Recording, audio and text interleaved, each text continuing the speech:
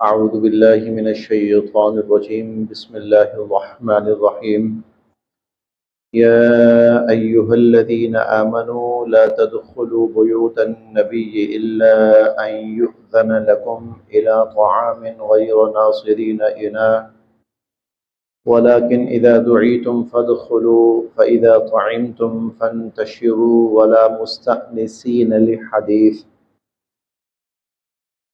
یا ایہا الذین آمنوا اے ایمان والو لا تدخلوا نہ داخل ہوا کرو نہ جایا کرو بیوت النبی نبی صلی اللہ علیہ وسلم کے گھرانوں میں لا تدخلوا بیوت النبی نہ جایا کرو حضور صلی اللہ علیہ وسلم کے گھرانوں میں الا سوائے اس کے یا مگر یہ ان یؤذن کہ بلایا جائے لکم تمہیں الی طعام کھانے کی طرف الا ان یؤذن لکم الی طعام الا یہ کہ تمہیں کھانے کی طرف بلایا جائے کھانے کی دعوت دی جائے غیر ناظرین اناہ غیر نہ ناظرین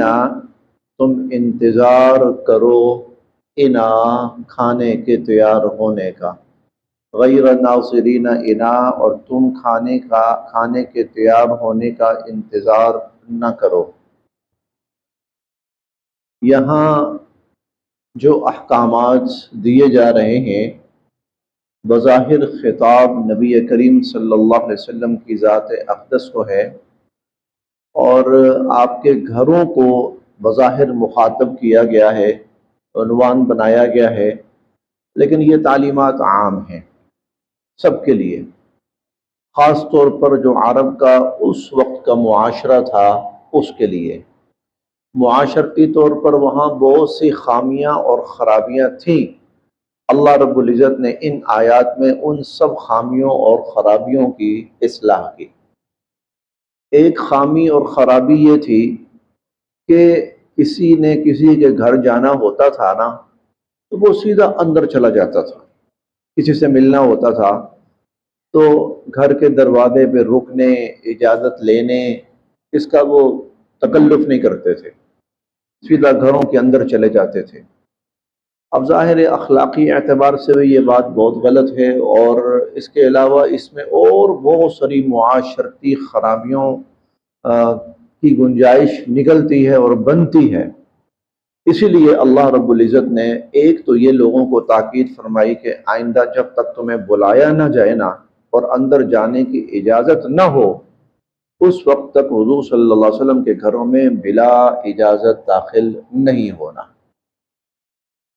یہی بات ہم 18ویں پارے میں پڑھ کر آئے ہیں ایمان والوں کے بارے میں کہ لا تدخلوا بیوتا غیر بیوتکم حتی تستأنسوا وتسلموا علی اہلہا، تمہارے لیے کسی کے گھر میں جانا جائز نہیں ہے جب تک کہ اجازت نہ لے لو، تمہیں اجازت نہ مل جائے جب تک، اور جب تک تم سلام نہ کرو تو اجازت لیے بغیر کسی کے گھر میں داخل ہونا تمہارے لیے جائز نہیں ہے۔ یہاں حضور صلی اللہ علیہ وسلم کے گھر کو بظاہر مخاطب کیا گیا اور وہاں عام سب کو حکم دیا گیا، تو مقصد دونوں کا یہ تھا کہ حضور علیہ الصلوۃ والسلام کا گھرانہ بھی محفوظ ہو، اور دوسرا یہ ہے کہ مسلمانوں کی جو معاشرت ہے وہ بھی شائستہ، مہذب اور با اخلاق بنے۔ تو لا تدخلوا بیوت النبی، تمہیں داخل نہ ہوا کرو حضور صلی اللہ علیہ وسلم کے گھروں میں، نہ جایا کرو الا ان یؤذن لکم، جب تک کہ تمہیں اجازت نہ مل جائے، اور الی طعام، اور خاص طور پر کھانے کے وقت یہ بھی ایک بری عادات میں سے تھا۔ بہت سے ایسے لوگ ہوتے تھے معاشرے میں کہ جو انتظار کرتے تھے، کھانے کا وقت ہوتا تھا نا تو کسی کے گھر پہنچ گئے۔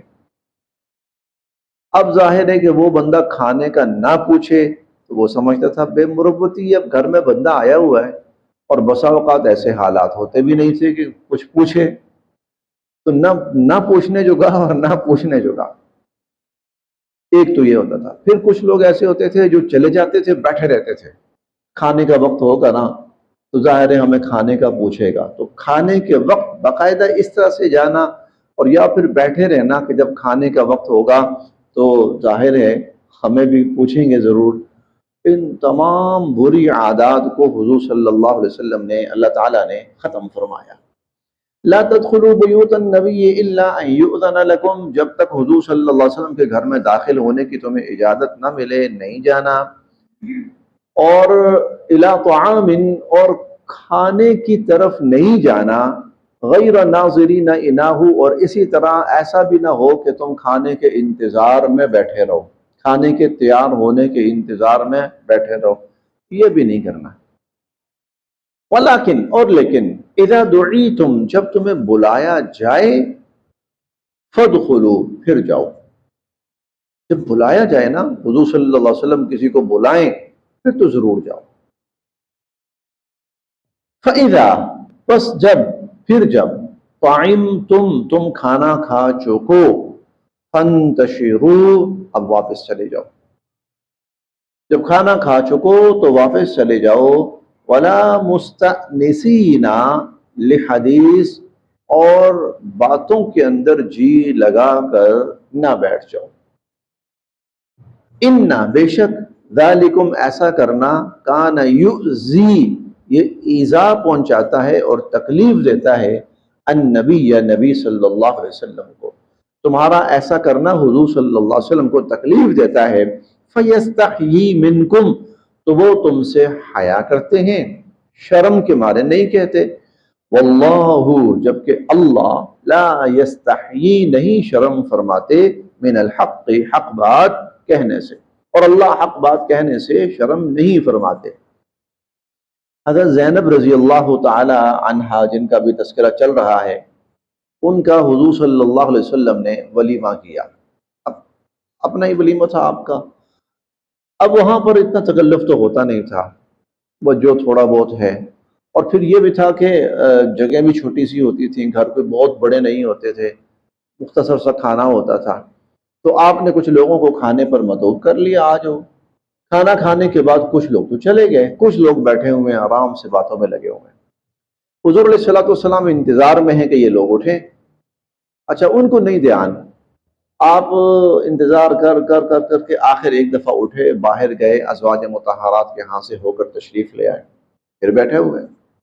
پھر آپ انتظار کر رہے ہیں، نہیں اٹھے. پھر آپ گئے حضرت عائشہ رضی اللہ تعالی عنہا، ان کے حجرے میں جا کر بیٹھ گئے. اچھا، پھر ان لوگوں کی باتیں ختم ہوئیں تو وہ اٹھ کر گئے. اب تو حد ہو گئی تھی. تو پھر اللہ تعالیٰ نے یہ حکم نازل فرمایا، کھانا کھا لیا ہے، چلیں جناب. فَإِذَا طَعِمْتُمْ، جب کھانا کھا چکو، فَانْتَشِرُوا، تو پھر چلے جاؤ، اب واپس ہو جاؤ.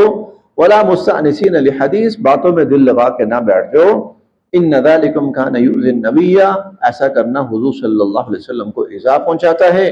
فَيَسْتَحْيِي مِنْكُمْ، وہ تو تم سے شرم کے مارے نہیں کہتے، لیکن واللہ لا يستحيي من الحق، اور اللہ تعالیٰ شرم بات کہنے سے حیا نہیں فرماتے. وَإِذَا، اور جب، سَأَلْتُمُوا، تم مانگو، ہن، ان سے، متاعن، کچھ سامان. وَإِذَا سَأَلْتُمُوهُنَّ مَتَاعًا، اور تم جب ان سے کسی چیز کا سوال کرو، تو فَاسْأَلُوهُنَّ، تم ان سے مانگو، مِنْ وَرَاءِ حِجَاب، حجاب اور پردے کے پیچھے سے.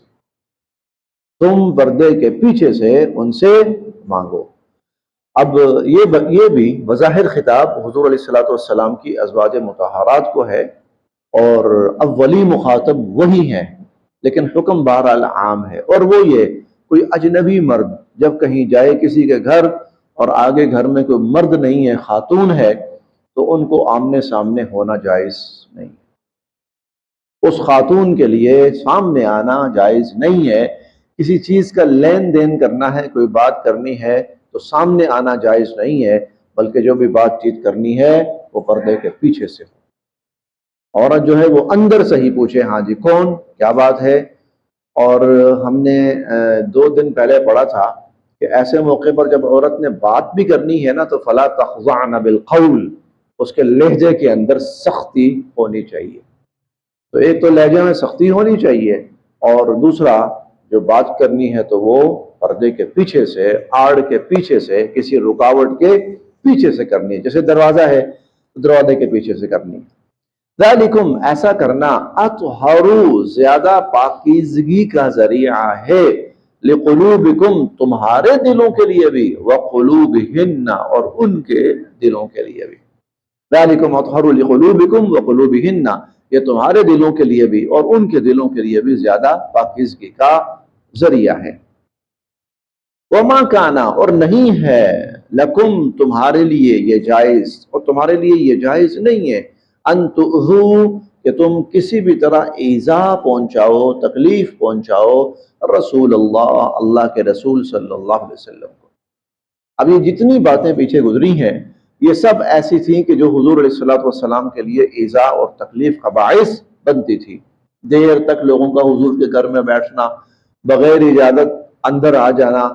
آگے ہم 26ویں پارے میں پڑھیں گے کہ لوگ کبھی حضور علیہ الصلوۃ والسلام کو اس طرح بھی باہر سے بلاتے تھے، آوازیں دے کر، جیسے عام لوگوں کو آوازیں دے کر بلایا جاتا ہے۔ تو ان تمام چیزوں کے بارے میں فرمایا کہ نہیں، یہ حضور علیہ الصلوۃ والسلام کے لیے تکلیف اور ایذا کا باعث ہیں، کوئی ایسی حرکت نہیں کرنی جو حضور کو ایذا اور تکلیف پہنچائے۔ ولا، اور نہ ہی، ان تنکحوا، تم نکاح کر سکتے ہو، ازواجہ، حضور صلی اللہ علیہ وسلم کی ازواج سے، من بعدہ، آپ کے بعد، ابدا، کبھی بھی۔ اور نہ ہی تمہارے لیے یہ جائز ہے کہ تم حضور علیہ الصلوۃ والسلام کی ازواج سے آپ کے بعد کبھی بھی نکاح کر سکو، جائز نہیں ہے۔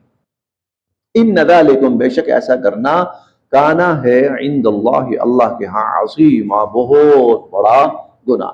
ایسا کرنا اللہ تعالیٰ کے ہاں بہت بڑا گناہ ہے۔ ان، اگر، تبدو، تم ظاہر کرو، شیئن، یہ جو ہے نا، اور تمہارے لیے یہ جائز نہیں ہے کہ تم اللہ کے رسول کو ایذا پہنچاؤ، یہ قیامت تک کے لیے، یہ قیامت تک کے لیے، صرف ان لوگوں کے لیے نہیں تھا جو حضور صلی اللہ علیہ وسلم کے زمانے میں تھے، صرف ان لوگوں کے لیے نہیں تھا، بلکہ یہ قیامت تک کے لیے۔ کوئی ایسا عمل آج بھی جو حضور علیہ الصلوۃ والسلام کو ایذا پہنچائے، تکلیف پہنچائے، وہ ناجائز اور حرام اور ممنوع ہے۔ اور ابھی ہم پڑھتے ہیں اگلی آیات میں تو اللہ تعالیٰ نے اس پر بہت سخت کلام فرمایا ہے، پڑھتے ہیں انشاءاللہ ہم۔ چنانچہ وہ ساری ایسی شکلیں ہیں جو حضور علیہ الصلوۃ والسلام کے لیے تکلیف اور ایذا کا باعث ہے، وہ ساری ایسی شکلیں، وہ ساری ایسی چیزیں ہیں۔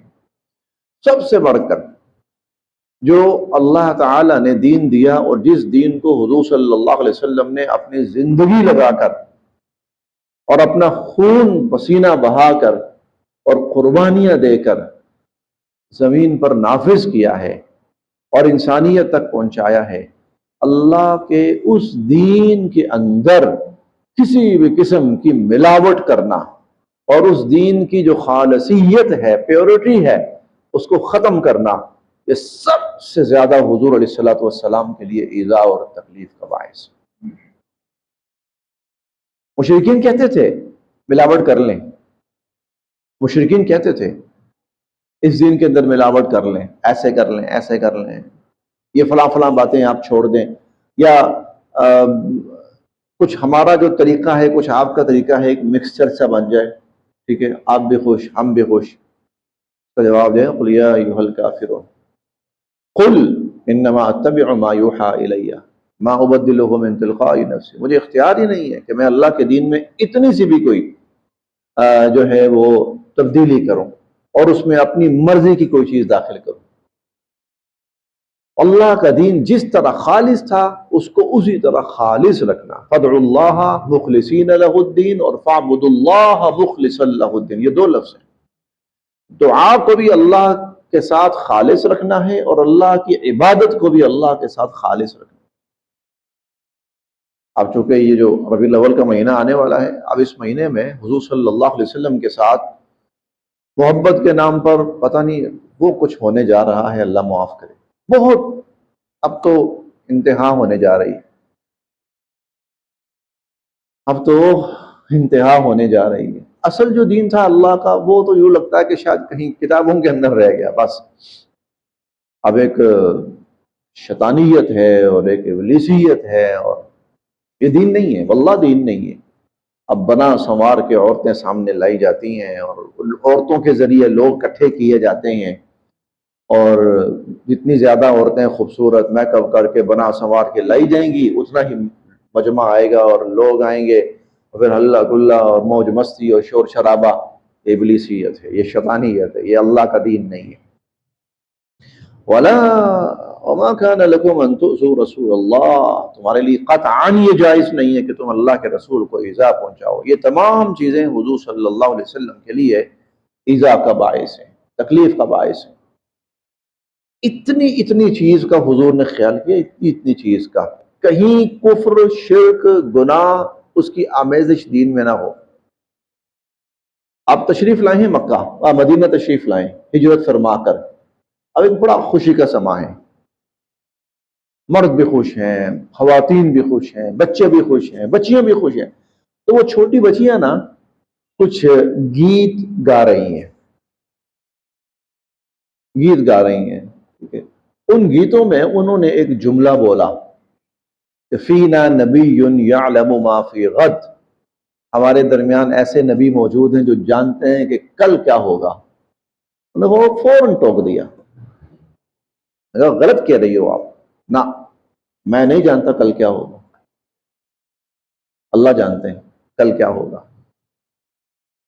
ایک صحابی کہتے ہیں آ کر اللہ کے نبی، ما شاء اللہ وما شئت، ہوگا تو وہی جو اللہ چاہے گا اور آپ چاہیں گے۔ حضور نے عجیب جملہ ارشاد فرمایا، شاید ہم نہ کہہ سکیں۔ آپ نے فرمایا اجعلتنی للہ ندا، تو نے مجھے اللہ کا شریک بنا دیا۔ قل ما شاء اللہ فقط، کہو صرف وہی ہوگا جو اللہ چاہیں گے، صرف وہی ہوگا۔ تو شرک کر رہا ہے، اس کو کہا تو شرک کر رہا ہے، تو مجھے اللہ کا شریک بنا رہا۔ اللہ کا دین جس طرح خالص حضور نے رکھا ہے نا، اس دین کو اس طرح خالص رکھا،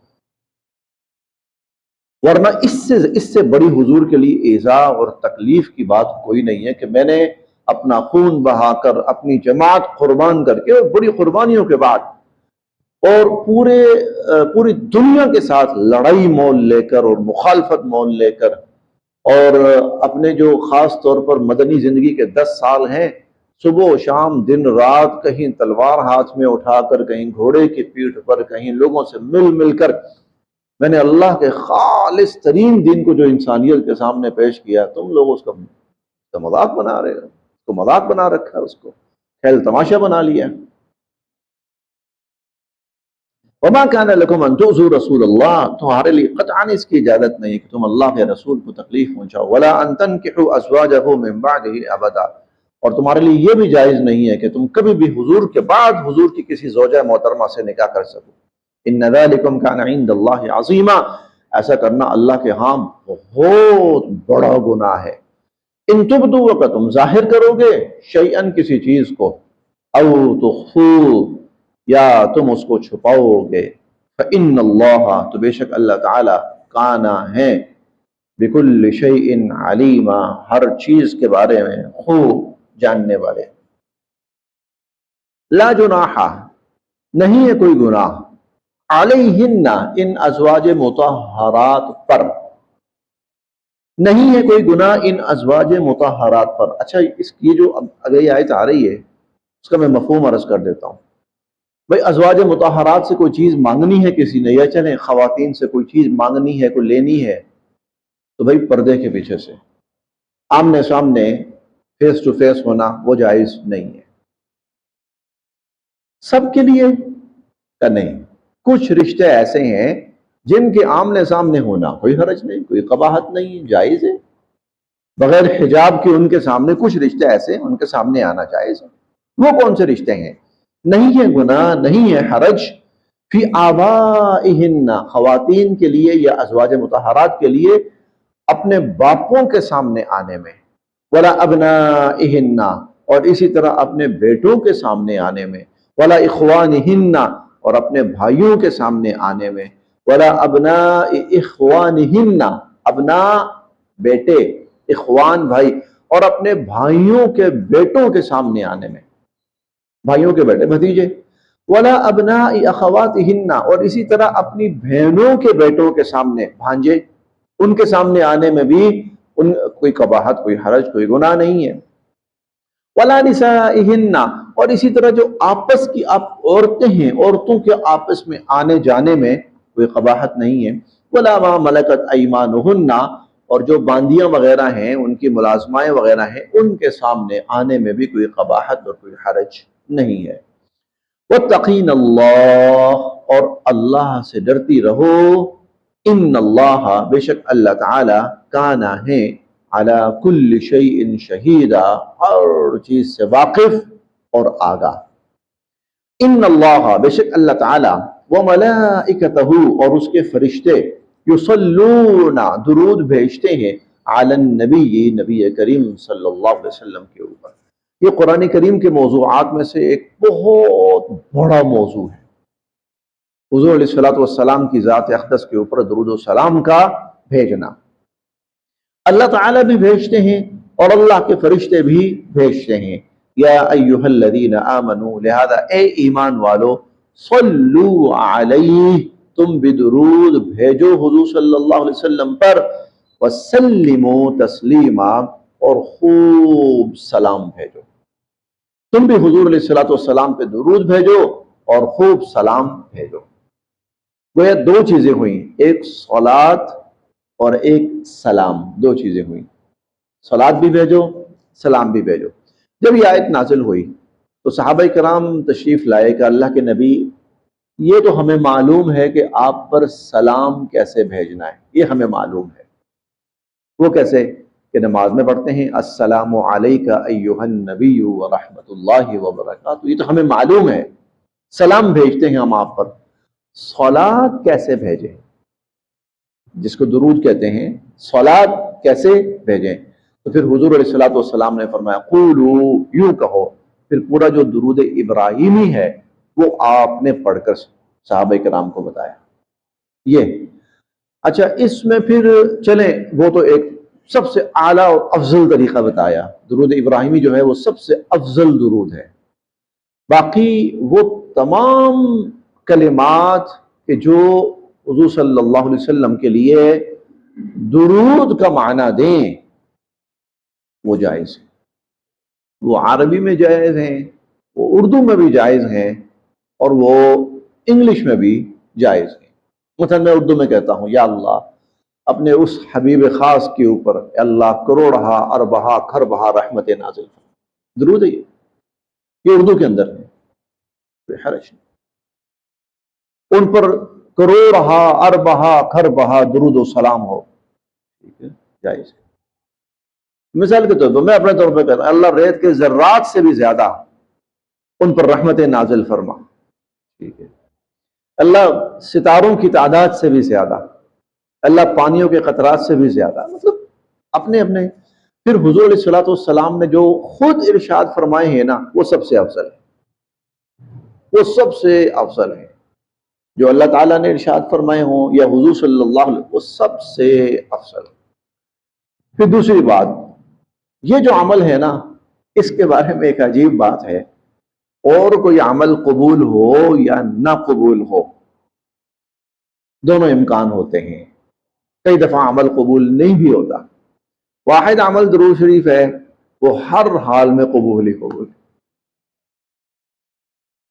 وہ ہر حال میں قبول ہی قبول ہے۔ تو ان اللہ و ملائکتہ، اللہ اور اس کے فرشتے درود بھیجتے ہیں حضور صلی اللہ علیہ وسلم۔ اچھا، اللہ کا درود بھیجنا کیا ہے؟ رحمتیں نازل کرنا، رحمتیں نازل کرنا۔ فرشتوں کا درود کیا ہے؟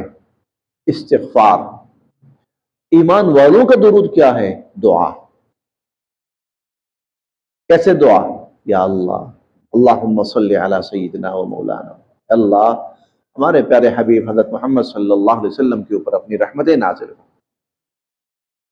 اور پھر جو پڑھتا ہے اللہ پاک جواباً، وہ تو ایک دفعہ کہتے ہیں نا رحمت نازل فرما، اللہ پاک جواباً پتہ نہیں کتنی دفعہ، میں یہی کہوں گا پتہ نہیں کتنی دفعہ اس پر رحمت نازل فرماتے.